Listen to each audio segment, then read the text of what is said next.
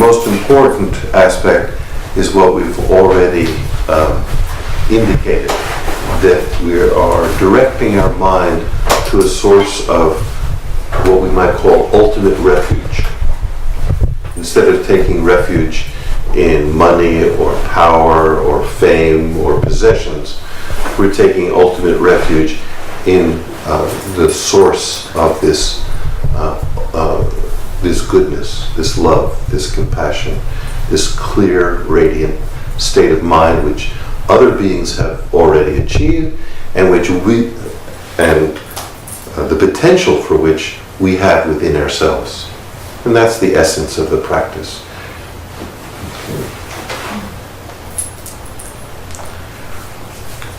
Then there is one final ritual practice that is very often done, especially at the beginning of the teaching session, especially within the Tibetan Buddhist tradition.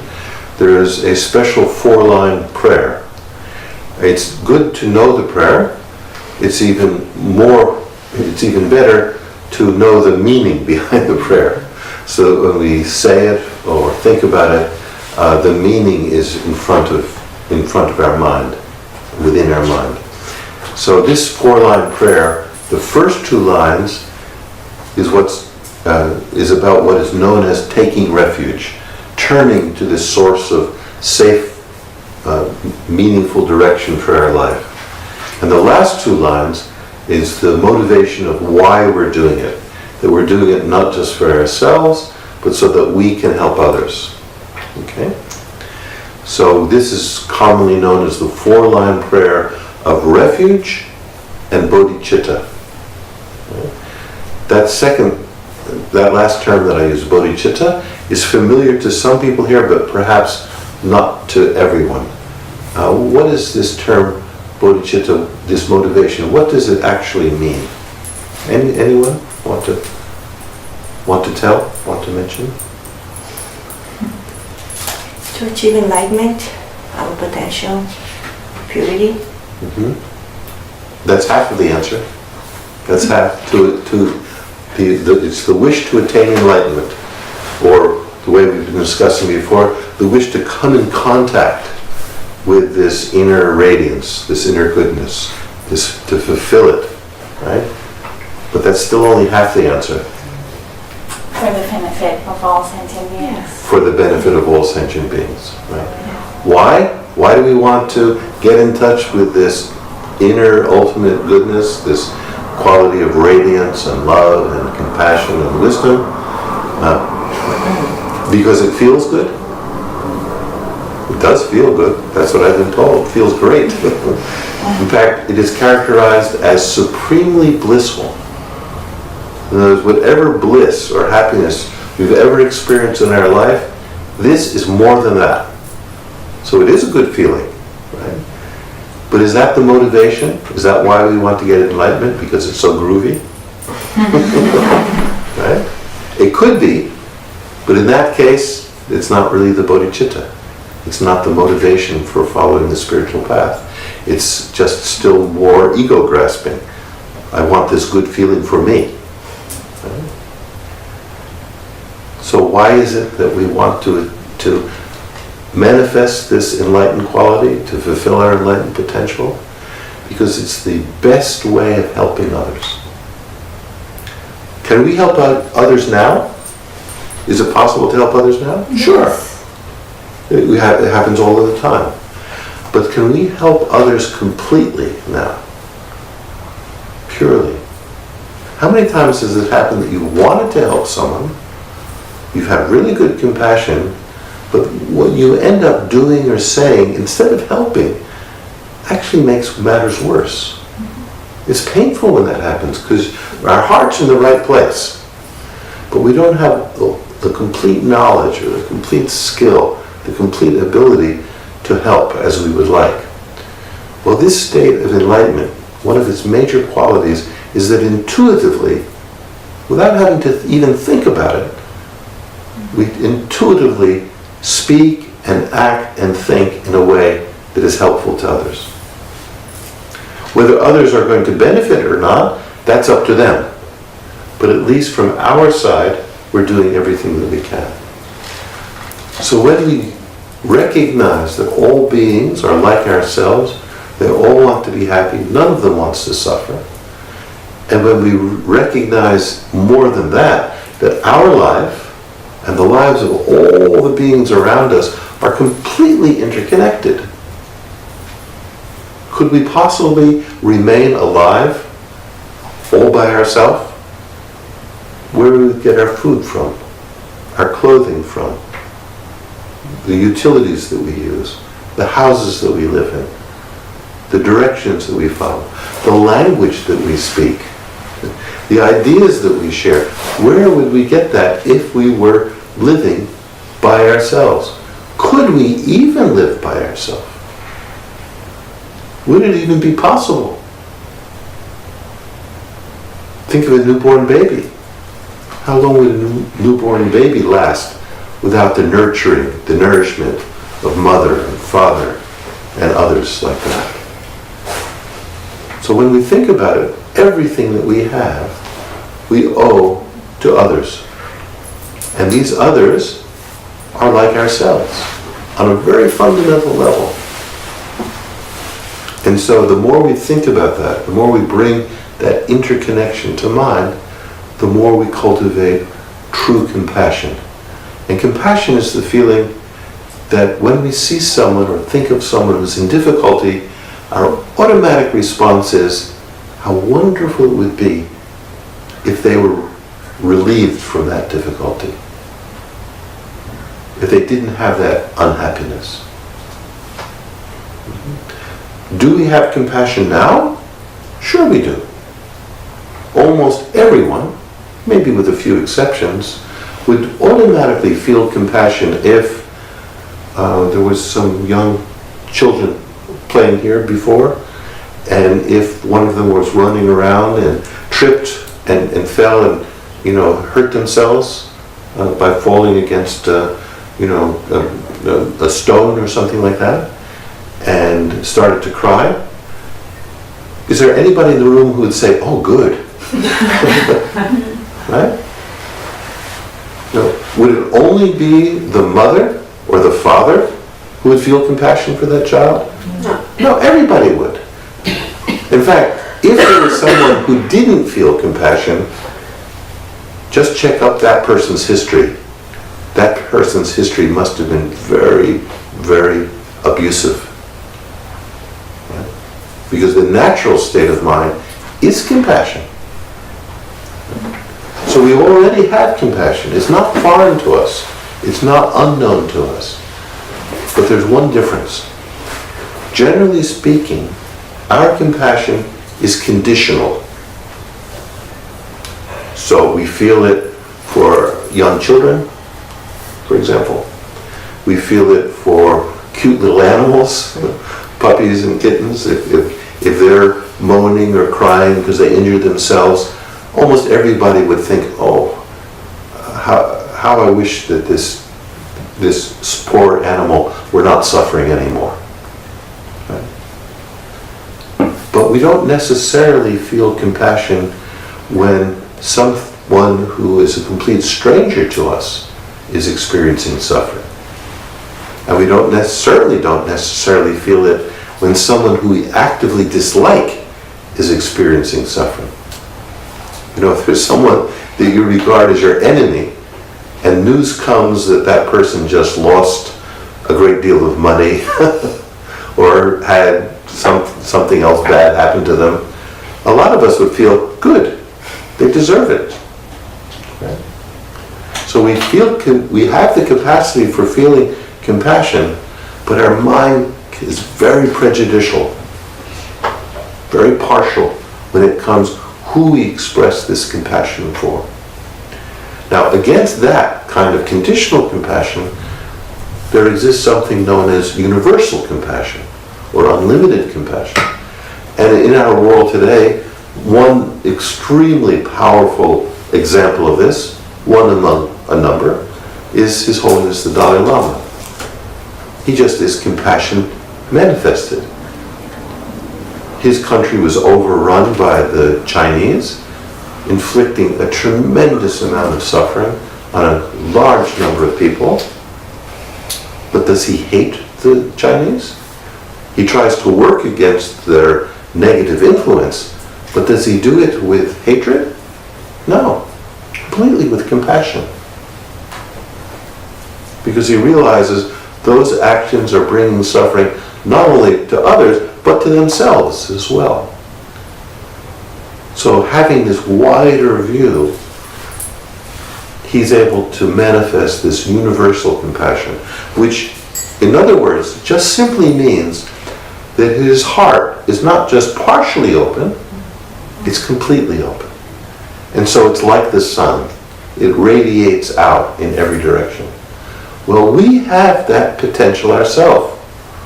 There's nothing ultimately different between a great being like His Holiness the Dalai Lama or Mother Teresa or Mahatma Gandhi or whoever we might admire for having a big open heart. There's ultimately no difference whatsoever between those types of beings and ourselves, except they have fulfilled that potential, and for us it is still only potential.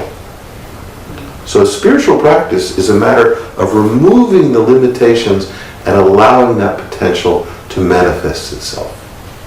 Okay. So, having aligned our mind with the source of refuge, the Buddha, Dharma, and Sangha, and reminding ourselves what they stand for in terms of our own particular spiritual path and psychology, then it is a very common practice after that to recite this 4-line prayer.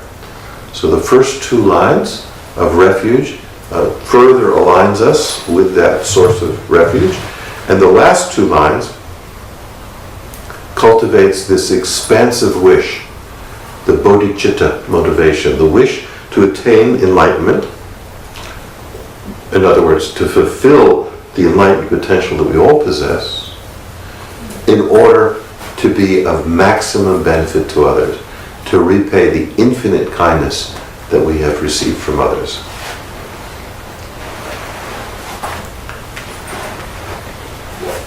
So I'll recite that prayer once in English.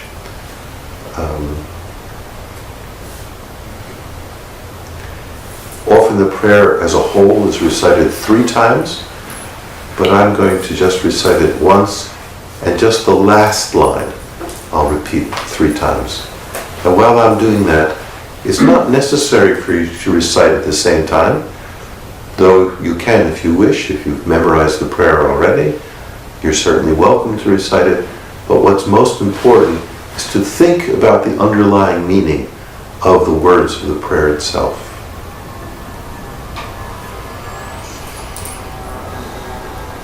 We go for refuge until our enlightenment to the Buddha, the Dharma, and the Supreme Assembly.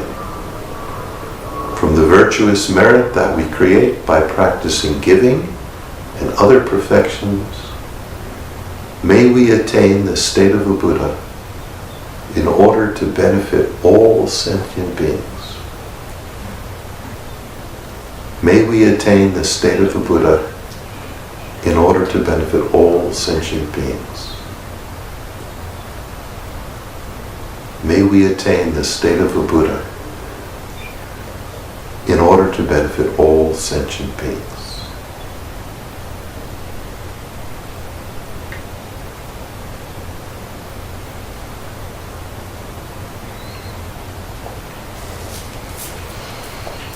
So then, typically after that, after setting up the motivation, taking refuge and setting up the motivation, then we can do whatever meditative practice we're going to do in that particular session. And there's a whole choice of different practices that we can do. There's different prayers that we can, whose meaning we can think about. There's things that we can study. There's specific meditations on how to cultivate love, how to cultivate compassion, how to cultivate patience, and so forth. So, having set the refuge and motivation to begin with, then we can engage in whatever specific practices we're going to focus on for that session. And then finally, when that session comes to an end, then we dedicate whatever positive energy we've generated through that practice for the welfare of others. Like that. Now, it takes, like it took me, it takes nearly an hour to kind of explain even this basic practice. But that doesn't mean it has to take that much time to actually do it. Once we get familiar with it, it's just a matter of generating each successive state of mind, and we can spend a longer or a shorter time doing it. Okay? So it's a good idea to figure out what is a reasonable amount of time to which I could devote to a practice like this on an everyday basis. His Holiness the Dalai Lama has often said that it's much better to do a practice that lasts 10 or 15 minutes that we do every day than it is to have a practice that takes an hour or more that we do one day and then don't do the next, then do again the next day and then forget about for a week, and then go back and do it again for 2 hours and then forget about it. He says, what really transforms the mind, what really opens the heart, is something consistent that we can do every day. So we have to just judge our lifestyle. Like when I lived in India in the 1970s, I had nothing else happening in my life other than studying the Dharma. There was no TV, there was no movies, there was very little social life. That's all I did. So if I had practices every day that lasted 2 or 3 or 4 hours, that was easy. I had no other obligations, right? But growing older, getting married, having children, having work to do and so forth, I don't have that many hours every day. So it's important for us to understand what is a comfortable amount of time that we can devote ourselves to with the thought, I'm going to do this consistently. And what time of day is the best time to do it? For most people, but not everyone, it's early in the morning before we've started getting involved in all of the affairs of the day, before they start to swamp us. For most people, that's the best time. So you wake up, wash, brush your teeth, do whatever you need to do, and then before you enter into the day's external activities, you sit quietly by yourself and do a practice. 5 minutes, 10 minutes, 15 minutes, or more if more is comfortable. But better to do less consistently than more occasionally. Okay? So then this becomes the motivation for the rest of the day. So then during the day that comes up, things will happen, and the refuge and the bodhicitta that was cultivated in that morning session will carry through and give a chance to transform those experiences. And then, if possible, at the end of the day, you can do a very abbreviated practice, even more abbreviated than the one you did in the morning, before you become completely sleepy, but sort of when the main occupations of the day have ceased. Then you might put aside a little bit of time. You can think about how the day went, and if during the day there was a lot of confusion and delusion arising in the mind, then you can do a brief purification practice. And then set up a good motivation for then going to sleep at night. So for a lot of people, this is a reasonable way of doing the practice, but not for everyone. Some people's lifestyle is such that the morning isn't the best time. Maybe the evening is the best time. So again, it's very individual. But the general suggestion, if possible, do the practice regularly in the morning before you've started to get involved in all the habits of the day. Because what we're trying to do is create a bunch of better habits. You know? Because what do we normally think of when we get in the morning? Oh, I have to meet these people.